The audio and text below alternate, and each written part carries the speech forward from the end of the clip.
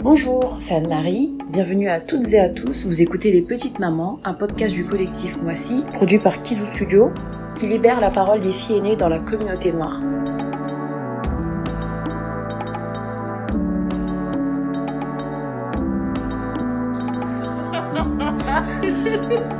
Alors la question, on ne pense jamais. Alors je m'appelle Ruth.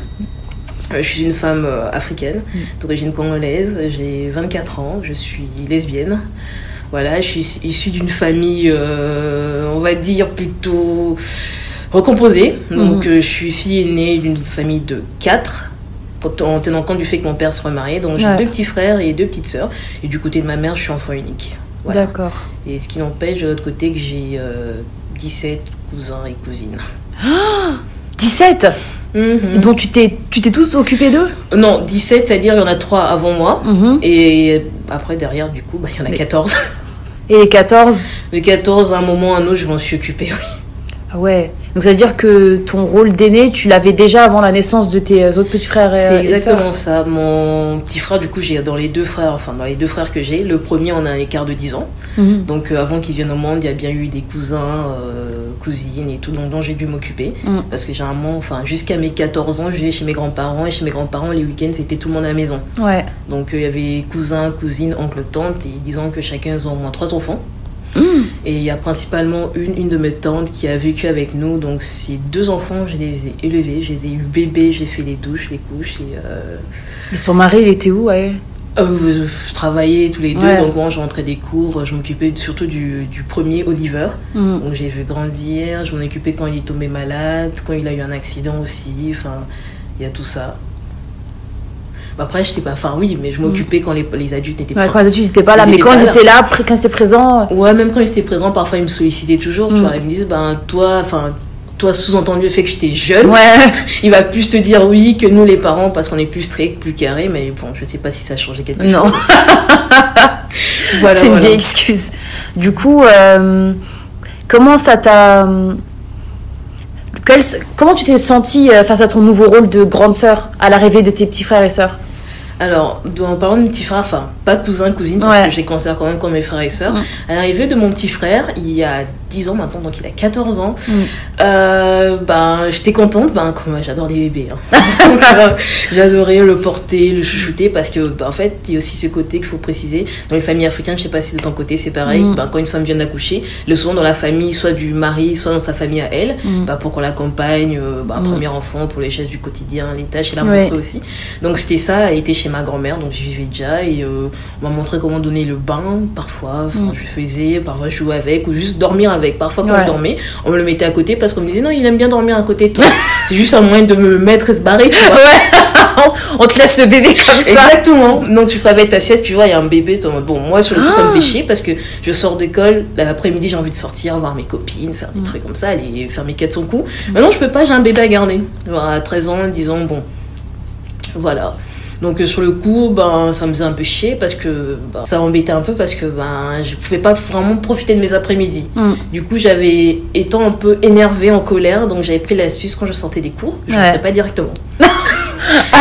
Tu séchais directement? Je séchais, j'allais faire mes trucs avec mes copines, traîner dehors le maximum de temps possible. Et après, quand je rentrais, c'est sûr et certain, je me faisais engueuler, parce que entre temps, j'avais compromis les programmes des adultes. Si ma tante avait prévu d'aller au coiffeur, faire X ou Y chose, étant donné que j'étais pas là, elle pouvait pas le faire, sauf que moi, je me sentais un peu obligée de... T'étais coincée, en fait. Exactement. Du coup, eux, ils ont privilégié leur épanouissement et leurs activités personnelles par rapport à la tienne. On va dire ça d'une certaine manière, ce qui n'empêche que même avec eux et mes petits cousins, plus ils grandissaient, on faisait quand même des activités ensemble les week-ends. On pouvait aller dans un parc, dans un centre de loisirs et tout, mais c'était pas plus fréquent que ça. C'est vraiment c'est d'abord les activités des adultes. Toi, tu es à la maison avec le petit, et après, on verra pour toi. Donc toi, t'étais laissé pour compte, en fait. Exactement.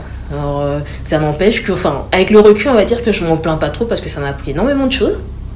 Mais sur le coup, pour une petite fille de 9 ans, c'est très frustrant. Oui, sentiment d'injustice. Oui, genre en mode, en fait, c'est pas à moi de m'en occuper. C'est pas ton travail. Non, exactement, c'est pas du tout mon travail. Et surtout, je me rappelle, ma tante, elle a souvent tendance à me rappeler, elle me dit, rappelle-toi que toi aussi t'as été bébé, toi aussi tu nous contraignais à un moment, donc maintenant c'est ton tour. Ah oui, donc en fait tu dois les rembourser, Crary, le temps qu'ils ont perdu sur toi. Exactement. On va pas dire forcément perdu, mais ils vont dire, aussi ils ont sacrifié leur adolescence d'une certaine manière pour moi quand je suis arrivée. Parce que quand je suis arrivée, la plupart ils étaient adolescents ou et tout. C'était mon tour, quand t'as 9 ans, 10 ans. Ouais. Mais c'est pas normal, même que eux ils se soient occupés de toi alors qu'ils étaient adolescents, c'était pas normal non plus. Après, je pense que dans la culture africaine, c'est pour plus ou moins t'apprendre comment être femme, en fait, comment devenir femme, comment devenir mère. Mais je sais pas s'il y a une autre manière de faire parce que c'est pas trop dans le projet de non, c'est mère. Mais pour le coup, pour eux en tout cas, ils légitimaient ça, ça de cette manière-là. Ils t'entraînaient à devenir maman, parce que ton rôle plus tard, forcément, en tant que femme noire, c'est de devenir mère d'un foyer, tenir un foyer, élever des enfants, s'en occuper au quotidien, donc douche, toilette, jeux, distraction, loisirs et tout, tout le travail, je vais savoir le faire, quoi. T'as déjà essayé de te rebeller contre les adultes parce que c'est eux qui t'imposaient ça? Alors, de mémoire, à part bouder, répondre, claquer les portes, fin de compte, tu faisais quand même, tu vois. Donc, esquiver, finir les cours, parce que si à Kinshasa, on finissait les cours à midi ou midi et demi. Donc, on va dire entre midi et demi, 15h, 15h30 quand je rentrais, ils seraient quand même à la fin de journée pour faire ce qu'ils avaient à faire. Donc, je pouvais plus ou moins me rebeller à ma manière, mais je finissais par le faire. Et tu m'avais dit que t'avais 17 cousins et cousines. Oui. Et ceux qui sont plus grands, et aussi ils s'occupaient des... Oui, tous ceux qui étaient plus grands s'en occupaient aussi, notamment le plus grand de tous, Thierry, c'était un garçon. Donc pareil, en fait, on était tous les deux ayant grandi chez mes grands-parents, en fait. Pendant on est né, plus ou moins né, grandi là-bas. Et donc lui, il s'occupait de moi. Donc il me l'a fait comprendre pendant longtemps, et j'en ai même des souvenirs. Et quand j'étais petite, j'étais tout le temps avec lui. Voilà, donc après tout le temps avec lui, c'était plutôt tout le temps pour les devoirs, les activités un peu quand je jouais, il était toujours dans les parages ou quand il sortait. Pour surveiller. Ouais, voilà, c'était plutôt surveiller, alors que quand t'es une femme, c'est plutôt. Oui, tu t'occupes. Toi, tu prends la place du parent. Exactement, c'est prendre soin, alors que pour un homme, c'est juste jette un œil de temps en temps, mais pas plus que ça. Lui, on va pas l'embêter. Exactement, donc il pouvait faire ce qu'il voulait en même temps que moi j'étais là, et j'ai pas de mémoire, pas de souvenir de lui qui me donne un bain ou de quoi que ce soit, tu vois. C'était plutôt côté supervision au loin. Les punitions aussi, surtout. Ah oui. Et ça, c'est l'image du grand frère qui punit quand tu fais une connerie. J'en ai beaucoup de lui. Voilà, après lui, du coup, il y a mon autre cousine. Et c'était surtout elle qui avait ce côté. On avait juste 1 an d'écart. On est 3, on a 1 an d'écart. Avec le premier, on a environ 9 ans, 10 ans d'écart. C'est un peu ce côté-là. Oui. Et du coup, après, avec ma cousine, Naomi, c'était... parfaite, parfaite surtout les bords. Elle adorait prendre soin, en tout cas de l'extérieur. Je pense que même ceux après moi, cousins et cousines, diront Naomi, elle adorait faire ça, elle adorait s'occuper de nous, elle adorait faire à manger. C'était parfait, c'était vraiment le modèle qu'on te rappelait tout le temps. Ah oui. Alors, faut faire comme Naomi. Naomi, elle a fait ça, Naomi, elle a fait ci, elle a fait ça par là, on lui a même pas dit, elle a fait toute seule. Ah, donc en fait, on te comparait aussi oui, c'était à ça. elle. Ouais, c'était ça. Si quand on me disait par exemple de garder, je me rappelle surtout avec mes cousines que je gardais souvent, à l'époque elle devait avoir peut-être 7 ou 8 ans. Et du coup quand elle venait le week-end chez mes grands-parents, j'ai souvent tendance à les garder, mais moi c'était garder, allez on va là-bas, on va acheter des bonbons, moi j'ai annoncé ça. Et on me disait mais Naomi n'aurait pas fait ci, pourquoi t'as fait ça, toujours en fait ce truc, tu dois le faire, mais tu le fais, même si tu le fais bien ou mal, on va toujours te comparer parce que l'autre aurait fait d'une autre manière et qui aurait été meilleur encore. Donc il y avait aussi cette injonction là à laquelle je veux faire face, quoi. Après je suis plutôt en mode ok, je m'en bats les couilles. Mais t'as jamais eu de ressentiment envers ta cousine? J'en ai eu. Quand on me comparait par rapport à elle, oui, sur le coup. Mais après, ça n'empêchait pas que pour moi, c'était pas ma cousine, c'était vraiment ma sœur. C'est que on me compare, on essaie de mettre en compétition. Mais je pense que la compétition, moi, j'ai plutôt senti qu'elle, elles sont en compétition par rapport à moi. Parce que moi, tout ce qu'on me disait, je faisais toujours le contraire. Moi, c'est vraiment, on va dire que j'étais plutôt la rebelle de la famille, qu'on essaie plus ou moins de remettre sur le droit chemin qui correspondait à Naomi. Parce que dans la famille des petits-enfants, c'est la première fille. Il y a Thierry, le premier garçon, elle, la première fille, et moi, je viens après. Donc, l'idée, c'était fait que je corresponde à Naomi, et j'ai essayé, lisser les cheveux, me coiffer, apprendre à faire à manger, mais c'était vraiment pas mon truc. Quand je le faisais, j'en faisais vraiment en dépit, pas avec bonté de cœur, tu vois. Et après, au bout d'un moment, j'ai arrêté. J'ai arrêté de faire des efforts, j'avais arrêté d'essayer de lui correspondre et tout. Et, donc oui, elle me faisait ressentir ce côté un peu compétitif. Mais après, moi, je passais outre, ça restait ma cousine. Quand il fallait jouer aux poupées, on jouait aux poupées. Quand je jouais aux poupées, j'avais pas envie. Tu n'en tenais pas rigueur? Ouais, j'en tenais pas du tout rigueur. Du coup, c'était les adultes, en fait. Ouais, c'était plus les adultes qui mettaient une atmosphère hostile, un peu. Je pense que comme dans toutes les familles, une sorte de hostilité et compétition. Bon, on va mettre une sorte de compétition pour se pousser, en fait. Ouais, c'est pour essayer de vous booster, alors qu'en final, ça fait tout le contraire. Exactement, parce qu'il y avait le côté... injonction côté famille, adulte. Les parents, les tantes, les mères et tout. Il y avait aussi l'injonction côté parents, père, oncle. Parce que ceci, c'est très distinct. Ouais, très distinct. Il y avait côté, on va prendre sur l'exemple de notre grand-père qui était plutôt aux études, faut viser l'excellence, trouver un bon parti, patati patata. Côté des grands-mères, oncles, tantes, tantes surtout et mères, trouver certes un bon parti, mais être aussi une bonne femme, tu vois. Donc il y avait cette compétitivité déjà académique entre nous deux, entre nous tous d'ailleurs. Et il y a ce côté tâche ménagère, être plutôt, comment dire, importante dans la famille, côté femme et tout, qu'on sache que tu es là, que tu sais bien faire les choses. Et ce tableau-là, j'étais pas, quoi. T'as pas réussi à correspondre à ce à quoi ta famille s'attendait, c'est ça? Alors non, pas du tout. Je vais donner un exemple basique. C'est par exemple au niveau des études. Je sais que mon cousin quand il était, on va dire, le lycée, il avait des bons résultats. Déjà mes oncles et tantes, ma grand-mère a tous leurs bulletins. À chaque fois elle dit regarde, ils ont eu des bonnes notes et tout. Donc déjà première pression. Après mes cousins, tout ça, ma cousine aussi, c'est qui vient juste avant moi. Elle aussi a des bons résultats, c'est une bonne élève. Alors moi, zéro. là c'est quand là l'exemple dont je te parle, c'est tout quand j'étais en Afrique, parce que quand je suis arrivée en France, ça a tout à un moment changé. Quand j'étais en Afrique, il y avait ce côté-là. Je me rappelle, un jour j'ai ramené mon bulletin. Et du coup, à Kinshasa, les bulletins, c'est jusqu'à 100%. Donc, quand t'as 80, t'es bien coté. Et moi, j'avais souvent 60, 61. Autant dire que c'était pas très apprécié, tu vois. Genre, j'avais des remontrances. Je me rappelle, une fois, j'ai eu une gifle parce que j'avais pas ramené un bon bulletin, que fallait faire comme Naomi, il fallait faire comme X, parce que eux, ils ont fait bien. Et plus ou moins, entre guillemets, tu fais la honte de la famille, quoi. Oui, parce que tu montres pas le bon exemple à tes frères et tes cousins. Pourtant, ce qui vient après, ils ont des hyper bons résultats. Juste moi, j'étais la quiche au milieu de ceux qui sont avant et de ceux qui sont après. Le vilain petit canard. Exactement. C'était moi, genre avant ils avaient des bonnes notes, derrière ils ont des bonnes notes, et moi j'étais en mode... En fait, je faisais le minimum requis. Genre, pendant longtemps, j'ai vraiment fait ça. Et après, il arrive un moment où les deux aînés, on va dire, les deux cousins qui venaient avant, ils ont fait un couac, ils ont dégringolé d'un coup. Et à ce moment-là, moi, mes notes plutôt augmentées. Je suis plus ou moins, il y a eu ce renversement du modèle, en fait. Du coup, toi, t'es monté exactement. RG en... Ouais. Pourtant, je trouvais pas pourquoi, parce que, on va dire que ma cousine a suivi une filière forcément qui n'était pas privilégiée, parce qu'on va dire que dans ma famille, c'est plutôt, on va dire, des cadres ou des trucs comme ça. Et pour eux, c'est une filière qui n'est pas forcément, qui correspond pas en tout cas à nos oncles, tantes et grands-parents du tout. Et moi, encore pire, quoi. Genre, parce que pour eux, le destin tracé, c'était, il fallait qu'on fasse médecine. Il fallait qu'on soit avocat, il fallait qu'on soit, plus ou moins qu'on pèse dans le game.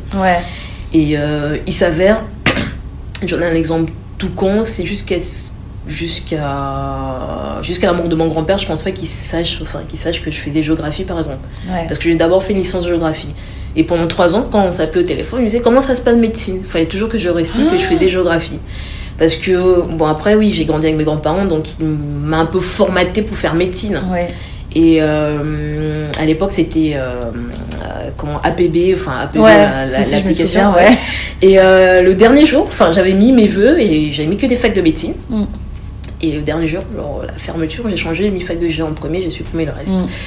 Et mon grand-père, à cette époque, il était de passage en France. Et du coup, réunion de famille et tout, avec mon grand-oncle, il y a le petit frère à ma grand-mère. Réunion, carrément? Ah oui, c'était une réunion de famille, tu vois. On s'est retrouvés parce que mon grand-père était de passage en France pour une convention. Donc, on se retrouve, on parle un peu de formation. Mon cousin qui a fait des cartes, il a sa start-up, tu vois, tout le monde. Arrive mon moment. Déjà, j'étais dans le canapé à côté de ma mère, de mon beau-papa, mon ex-beau-père.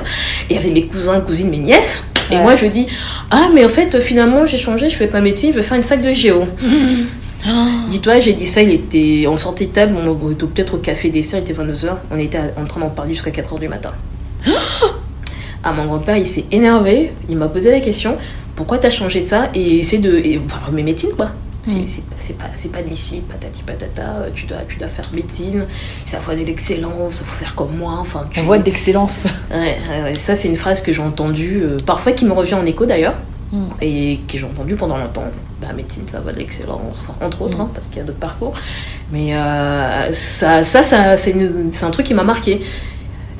J'ai été, même la première année de géographie, j'ai un peu de remords en me disant j'ai un peu déçu mon grand-père parce que depuis que je suis enfant il me manque de bouquins de médecine, il m'a un peu préparé à faire médecine et jusqu'au dernier moment tu l'as trahi entre guillemets. Exactement, et moi c'est ce côté-là qui me blessait et c'est ce côté, actuellement je commence à faire la paix avec, parce que quand il est mort, j'ai un peu ce regret-là parce qu'il est mort en se disant que j'ai pas fait médecine. Enfin, je sais pas, parce qu'il savait pas que je faisais géo, donc je sais pas dans sa tête comment ça se passait.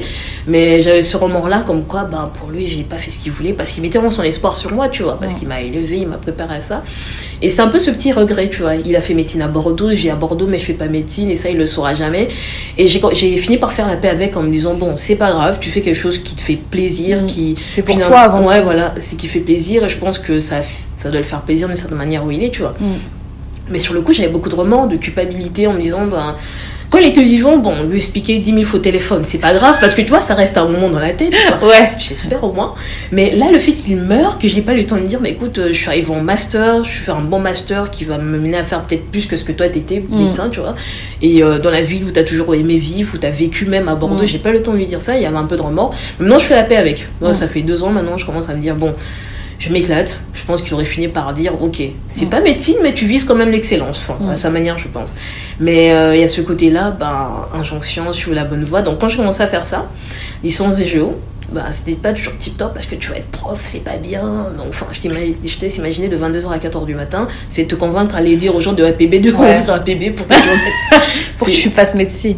Ah, mais quand il a commencé, je me rappelle même, c'était je me suis levée, genre quand tout le monde a commencé à m'engueuler et tout, je me suis levée. Déjà quand tu te lèves, quand un adulte te parle, ça manque de respect. Je vais me cacher dans les chambres, c'est mon cousin qui me dit non mais viens te rasseoir et essaie de l'expliquer. Ma mère aussi qui me dit déjà la mère dit à sa manière pour te soutenir, elle dit mais explique pourquoi t'as choisi ce jour. Donc la première fois j'explique, mais c'est pas passé. Lui il restait fixé sur son idée. Quand un bébé ouvre, tu vas changer, tu mets médecine. Donc c'était assez délicat,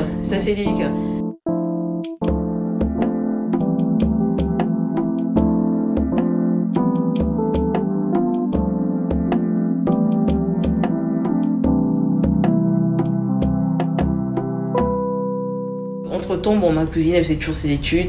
À l'époque, c'était encore la fille modèle. Jusqu'à... Il y a quoi, peut-être 3-4 ans maintenant, où elle a une confrontation avec ma mère, qui a fait que, du coup, dans toute la famille, elle est descendue d'un coup de son piédestal. C'est devenu le paria. Ouais, voilà. C'est par rapport à ses études, par rapport au fait d'avoir eu... il y a eu un enchaînement des faits qui a fait que... Elle est d'un coup, en fait, tout le monde est tombé de haut. Moi aussi, je connais ma cousine, tu vois, entre cousins, il y a des choses qu'on sait. Moi, ça me faisait rire. C'est pour ça que je n'en voulais pas spécialement, parce que elle essayait vraiment de correspondre à ce qu'on attendait d'elle. Alors que moi, je savais qu'elle ne voulait pas être cette personne. Moi, je voyais quand on parlait entre nous, même quand je l'observais dans le quotidien entre nous. En fait, elle s'est forcée à faire ce à quoi les adultes de votre famille je sais pas si elle s'est forcée, parce qu'aujourd'hui, elle est maintenant mère. Tu vois, moi, j'ai 24 ans, elle en a 25, donc elle est mère. Elle a fini par vouloir, moi après avoir échangé avec elle, elle me dit c'est ce qu'elle voulait. Je sais pas vraiment si c'était ça. Moi elle me dit ça, donc je accorde le bénéfice du doute. Mais je pense qu'il y a tout ce conditionnement de notre enfance, de notre préadolescence. Tu dois faire le chemin. Exactement. Que les adultes ont choisi pour toi. Et tu dois pas passer à côté. Ça, elle aussi, surtout qu'elle est directement fille de médecin. Donc déjà, la formation qu'elle a faite, elle a hésité longtemps à choisir sa formation. Elle a mis longtemps à finir déjà la formation. Elle vient d'être diplômée il y a 1 semaine d'ailleurs. Elle a mis très longtemps à finir cette formation-là. Et c'est ce côté aussi qui déconstruit son image de modèle, en fait. Parce que pendant longtemps, c'était elle va faire cette formation, elle va être une très bonne mère, elle va être une très bonne femme. Et aujourd'hui, elle a tout fait à l'envers, en fait. Elle a d'abord été mère avant d'être diplômée. Et aujourd'hui, elle cherche un travail, plus ou moins devenue la paria, même si dans notre famille, tu sais, c'est la famille africaine, quand on est tous ensemble, tout le monde est content de se voir, mais on ne dit pas toute la vérité. Et du coup, moi, je suis devenue un peu genre la meuf qui crève l'abcès à table, tu vois. Et là, tout le monde me regarde en mode, qu'est-ce qu'elle fait là? Et là, tout le monde finit par parler. Tout le monde te craint au final. En fait, vu que j'aime pas entrer dans les cases, j'ai horreur des catégories, des cases. Moi, je préfère quand on est ensemble, ok, c'est super de se voir, mais c'est le moment aussi de crever l'abcès, en fait. Et donc, à ce côté-là, une fois, il y a une confrontation à table qui fait qu'à un moment, on a dû couper les ponts. On a un peu pris nos distances par rapport à ma cousine, tu vois. Ouais. Parce que, comme je disais, il y a eu un enchaînement des faits qui ont fait que s'est retrouvé à l'écart de tout le monde, même de son propre père. Et voilà, donc à un moment, c'était un peu le premier, lui aussi le premier, le garçon qui fait ce qu'il allait faire de sa vie, qui n'a pas pu à la famille. Pareil, il a été mis de côté. Ma cousine, quand on s'en est suivi, pareil, elle a été mise de côté. Donc il restait plus que moi. Ouais. Et pour te dire qu'il restait plus que moi, c'est qu'ils ont créé une conversation WhatsApp, ils m'ont rajouté. En mode pour savoir ce que tu fais et tout. Pas plus tard qu'il y a 2 semaines, ma tante qui me disait là t'arrives en master, pourtant c'est pendant les études universitaires que tu es censé rencontrer un homme, apprendre à le connaître et à la fin de tes études vous marier. Ouais. C'est dans les livres ça. Je lui ai dit ah bah non, j'ai pas le temps. Moi j'ai pas le temps et j'ai même pas essayé d'entrer dans les détails en fait. Généralement, j'ai coupe court à ce genre de conversation. Même ma mère, aujourd'hui, elle me cherche même plus sur ce terrain parce que généralement, je lui dis j'ai pas envie de me marier, j'ai pas envie d'enfant, donc faut vraiment que tu acceptes cette idée. J'ai l'impression dans ta famille, les adultes, ils essaient d'avoir une emprise sur les enfants. C'est ça. C'est. Désolée de dire ça, limite, c'est malsain un peu. En fait. Aujourd'hui, tu veux dire que c'est malsain. De l'extérieur, il y a une sorte... c'est malsain, j'aurais dit toxique. Non, pas toxique, mais plutôt côté malsain. C'est... on va dire... j'ai depuis que je suis à la fac, depuis 4-5 ans, tout ce qui est question de développement personnel, ça m'intéresse. Du coup, j'ai un peu ce regard extérieur. Quand je regarde ma famille, quand je regarde mes oncles, tantes, leur rapport, je me dis, en fait, non. Je vais donner un exemple tout con. C'est quand j'ai dit à mon père que j'aimais les femmes. Ouais. J'ai attendu d'être en France. Première information. Et sa réaction a été de me dire qu'est-ce que j'ai fait mal. Moi, je m'attendais à pire. Tu vois. Je me suis dit, ma mère avec mon France, elle va prendre hyper chill. Mon père qui est au bled, il va me déshériter. Ça a été l'effet inverse. Ma mère, elle m'a mis dehors. Mon père, il a été... Pendant 2 mois, j'étais en mode, fait que je console mon père en me demandant, non, t'as rien fait mal, en fait, c'est pas ta faute. C'est vraiment pas ta faute. Oui, il y a des moments où je sortais avec des mecs, il y a des moments où maintenant c'est les femmes. Il y a un moment il y a les hommes, maintenant c'est les femmes. Mais toi, t'as rien fait mal.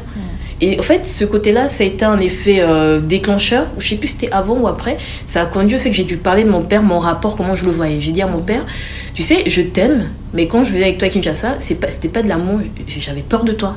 Il y avait vraiment de la crainte. Ouais. J'avais une grosse crainte de toi. En fait, dès que j'entendais ton véhicule dans la rue ou dans le garage, moi, j'étais en panique. J'étais en panique totale. Parce que, en fait, généralement, j'ai fait une connerie aussi. Mais c'était vraiment panique totale. Et il y avait aussi ces côtés, quand je grandis chez ma grand-mère, il y avait moi, il y avait aussi certaines des oncles, tantes qui passaient, qui restaient peut-être quelques mois avec nous. Généralement, quand je faisais une bêtise, vraiment les autres adultes, vu que j'étais vraiment têtu, c'est que j'écoutais pas. La seule personne que j'écoutais, c'était mon père. Dès qu'ils me disaient que j'ai fait une bêtise, qu'ils appelaient mon père parce qu'il travaillait il travaille toujours dans l'humanitaire, il était souvent en mission en province. Ouais. Et donc, quand il revenait, c'est généralement mes anniversaires ou les fêtes de famille. Et quand il revenait en dehors de ce moment-là, c'est que j'ai fait une connerie. Ouais. Et du coup, on appelait, et moi, j'entendais, j'étais tétanisée. Genre, j'entends la voiture, je chiale, je me cachais, mais je dis, c'était arrivé, j'allais me cacher sous la robe de ma grand-mère. Mais vraiment. Et j'étais en pleurs, et j'ai même pas encore vu la personne. J'étais en pleurs, et quand j'ai raconté ça à mon père, il avait pas l'air surpris. Pour lui, c'était totalement normal ce côté-là. Ouais. Je lui ai dit, écoute, c'était quoi ? C'était en 2015, 2014, fin 2014, 2015. Je lui disais ça, on parlait sur, je sais plus, c'était WhatsApp ou Messenger. Je lui dis ça, je lui dis, mais au fait, t'es mon père, je suis censée t'aimer, ok, mais je suis pas censée te craindre. Parce que ce qui a advient dans ce moment-là, c'est que vu que je te crains, je veux pas te parler à toi, je vais aller parler à des gens à l'extérieur. Bah oui, tu vas pas te. Voilà, tu vas te confesser à lui, de ta vie. Exactement, je ne veux pas me confier à toi, je vais me confier à l'extérieur. Et ce qui se passe quand tu te confies à l'extérieur, je prends le cas africain, c'est que tu vas te confier à une personne qui va utiliser ce que tu vas lui dire contre toi. Ouais. Parce qu'on ne connaît pas les intentions des gens à l'extérieur. Alors moi, je regarde les gens autour de moi qui étaient plus ou moins dans la même situation que moi. La plupart, ils ont mal fini, tu vois. La plupart, pour le 3/4, ils ont très mal fini. À chaque fois que je regarde à le recul, je me dis, j'ai eu de la chance à ce moment-là. Et tout ça pour lui dire qu'en fait, je dois t'aimer, je dois te respecter. Voilà, mais je dois pas te craindre. Et j'aimais bien dire, il y avait une de mes tantes qui disait, le lion est là. Parce que mon père, il est lion et tout, moi aussi. Il disait, le lion est là. Et je lui ai dit clairement, pour moi, t'es un lion. Genre, quand t'es un lion, tu restes pas à côté, en fait. Et c'était ça, tu me terrorisais.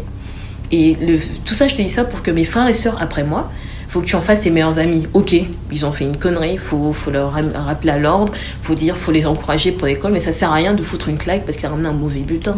Ça sert à rien de foutre une claque parce qu'il a été soit humilié par un prof à l'école parce qu'il a fait un écart ou quoi que ce soit. C'est bien de le rappeler à l'ordre. Et ça, c'est ma grand-mère qui me l'a appris. C'est que quand je faisais une connerie à l'extérieur, ma grand-mère me défendait toujours à l'extérieur. Par contre, quand on rentrait entre nous, j'avais pour mon grade. Alors que mon père, c'était l'effet inverse. C'est qu'il te réglait ton compte peu importe où. Et ça, c'est pas bien. Parce que tu ouvres un peu la porte à tout le monde, en fait.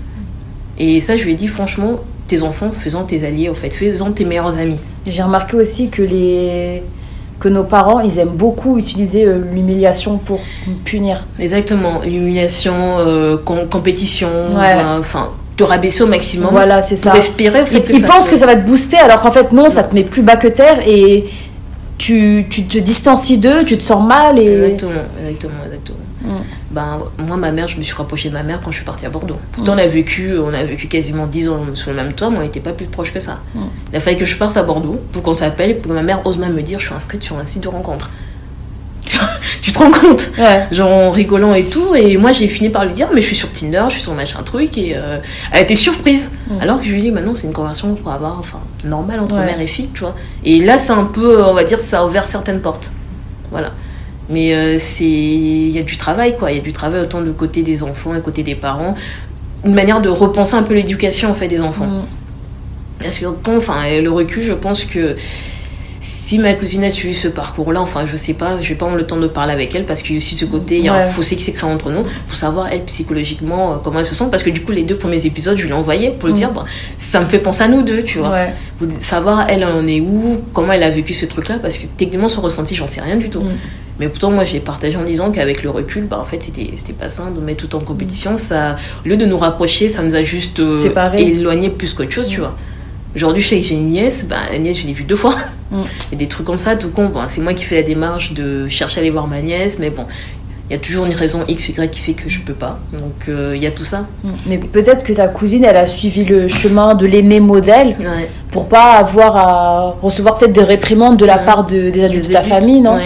Mais après, je me dis, oui, elle a su. Enfin, là, quand je regarde, de mon regard extérieur actuellement, je peux dire que ma cousine, oui, elle a suivi le modèle, quoi. Oui. Certes, elle a fait à l'envers, certes, le fait de faire à l'envers, elle a déçu certaines personnes. Elle correspond au modèle qu'on attendait d'elle.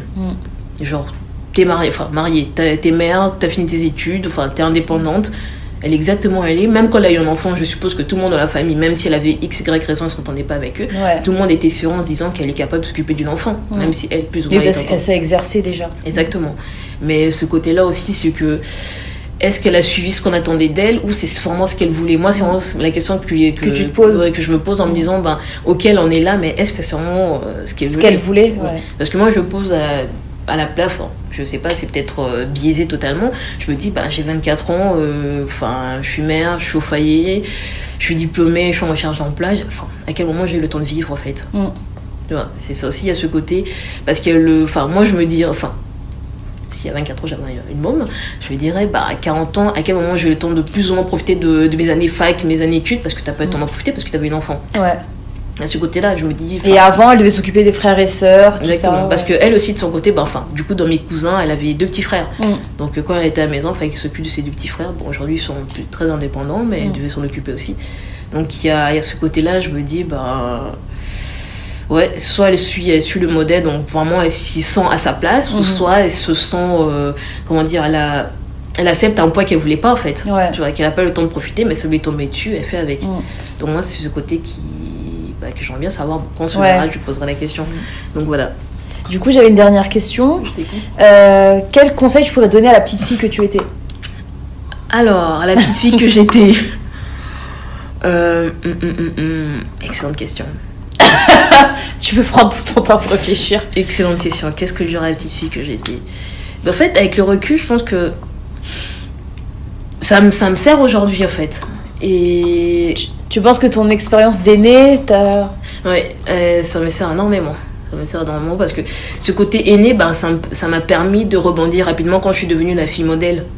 Parce que si on m'avait pas préparé plus ou moins ça, j'aurais été désarmée parce que il y a vraiment mes cousins qui me sollicitent. À un moment, quand ça va pas, aux États-Unis, on voit un message, écoute, il se passe ça avec papa, ou j'ai envie de demander ça à papa, mais je sais pas comment faire.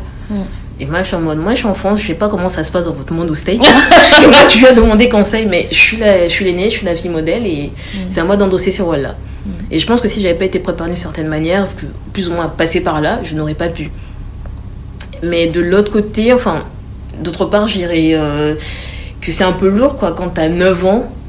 On te laisse dans une grande maison, tu t'imagines les maisons en Afrique, les grosses villas immense, et tout, immenses. T'as, je sais pas, 7-10 chambres chez mes grands-parents, on te laisse avec tes 2 cousins, dont un est bébé. Et tu dois les surveiller pendant toute l'après-midi, c'est pas une petite fille de 9 ans faire ça. Certes, il y avait le personnel de maison, mais personnel de maison, il y a aussi ce côté un peu tâches bien distinctes. Ils sont là, mais ils vont pas forcément faire la nourriture pour l'enfant parce que ma grand-mère, elle aimait pas du tout qu'il touche à la bouffe. Bon, c'est une autre histoire. Donc c'était à moi de m'en occuper.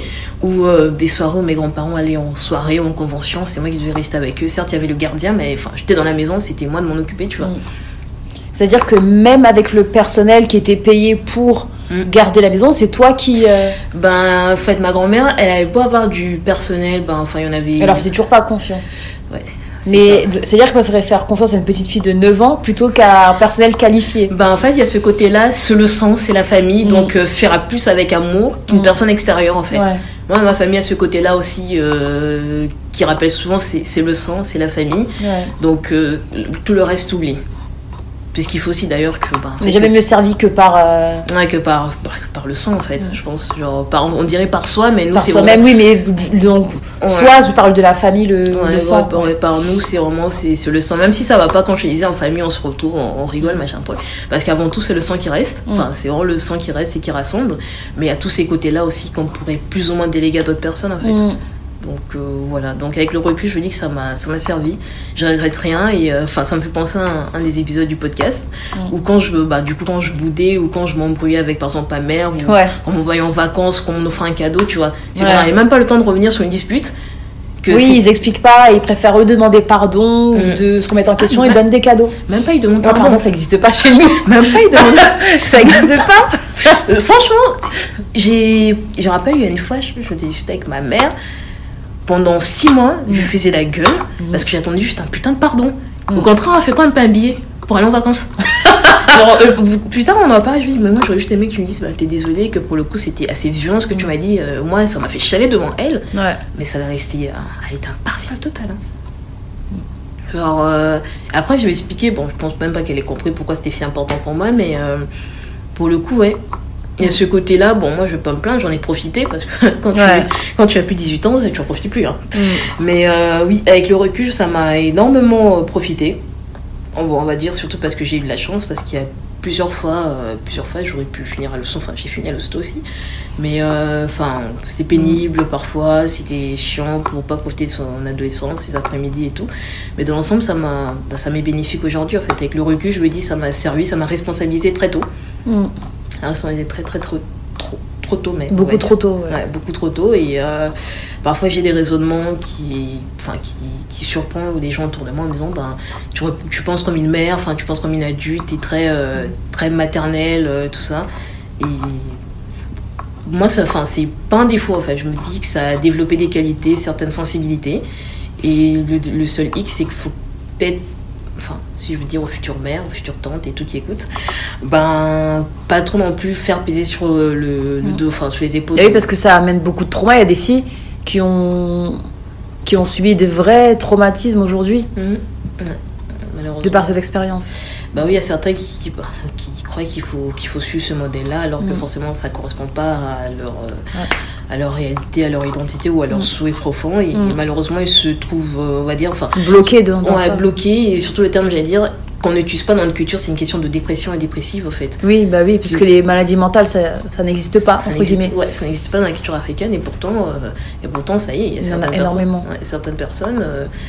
quand tu écoutes avec le recul, je peux dire que cette personne-là a des symptômes dépressifs et tout. Mais nous, on ne nous invite jamais à aller voir, consulter pour avoir un diagnostic médical. Mais pourtant, il y en a plein qui se retrouvent à vivre des vies, à suivre des parcours par dépit parce qu'on les a montré que c'est ce qu'il fallait faire, on les a orientés vers ça, en fait. Et on se dit, oui, mais quand j'étais enfant, je faisais ça. Et donc, pour moi, ça paraissait logique, adulte, que je continue à faire ça. Et ça rejoint un peu l'idée du care, en fait. Il y a la plupart, ma soeur, ma cousine Toucan, elle se retrouve dans un parcours de care, tout simplement. Parce que, c'est le côté, je me pose la question, en fait, le care, parce qu'elle a appris à prendre soin quand elle était enfant. Elle se retrouve à prendre soin de sa fille, mais elle se retrouve aussi à faire une formation où il faut prendre soin. Tu vois, il y a tout ce cheminement-là, et qui m'interpelle, moi, dans un coin de ma tête, en me disant, vraiment que je lui pose ces questions pour savoir, moi, si elle se retrouve là par choix ou par dépit. Parce que du coup, il y aura la question de l'injonction adulte, de nos adultes qu'on était enfants, et qui pourrait inciter peut-être les futurs adultes qu'on est là, ou ceux qui sont actuellement, à dire il y a une manière de présenter les choses, et une manière de faire pour ne pas plus ou moins, comment dire, cloîtré en fait l'avenir d'une enfant. À 9 ans, on te dit ce genre de choses, je pense que c'est là où j'ai envie d'être, c'est ce que j'ai envie de faire. Et on pense pas forcément, je pense que, on va dire, avec le recul, j'en veux pas à mes oncles et tantes. Je sais qu'il y en a beaucoup qui leur en veulent. Moi, je sais que je n'en veux pas, mais pourtant, tout ce qu'ils me disaient, ça aurait pu vraiment m'enfermer dans une vision de la vie, dans un parcours de vie bien spécifique. C'est juste que je suis rebelle et que... je suis rebelle, façon de parler, mais que j'aime... je suis trop curieuse, en fait. On va dire ça comme ça, je suis trop curieuse. Et ce qui fait que je suis sortie du cadre qu'on m'a toujours imposé et qu'on m'impose d'ailleurs encore aujourd'hui. Comme l'injonction au mariage, à chaque fois j'ai toujours un message, c'est quand tu te maries, c'est quelle partie que tu vas choisir, toujours, ça manque pas. Même parfois ma mère, même si elle sait que je vais pas me marier ou quoi, elle me rappelle toujours, mais il faut trouver un bon mari au détour d'une phrase, ou quand il y a des gens pour un peu mettre la pression. Mais ce côté aussi, quand il y a des invités, ils en profitent pour te rappeler. Non, il y a cette injonction là et c'est vraiment le recul qui permet de dire ça.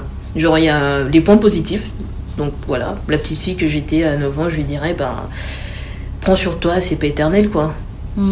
Parce que si je regarde la personne que je suis et que je tends à devenir, prends sur toi, c'est pas éternel. Mais de l'autre côté, continue à vivre ta vie, en fait. Parce que j'avais beau avoir à m'occuper des autres, de mes cousins, neveux et tout, frères et sœurs. Mais ce qui n'empêche que je restais quand même avec ma petite personnalité, tu vois. Ça plaisait pas, beaucoup, d'accord. Mais c'était comme ça. Et voilà, je vous donne rendez-vous dans 2 semaines. En attendant, retrouvez-moi sur Instagram et Twitter et n'hésitez pas à laisser vos commentaires, questions ou remarques. Kizu Studio est un studio de production militant et bénévole. Vous pouvez proposer vos idées de podcast ou nous soutenir en faisant un don sur kizustudio.org.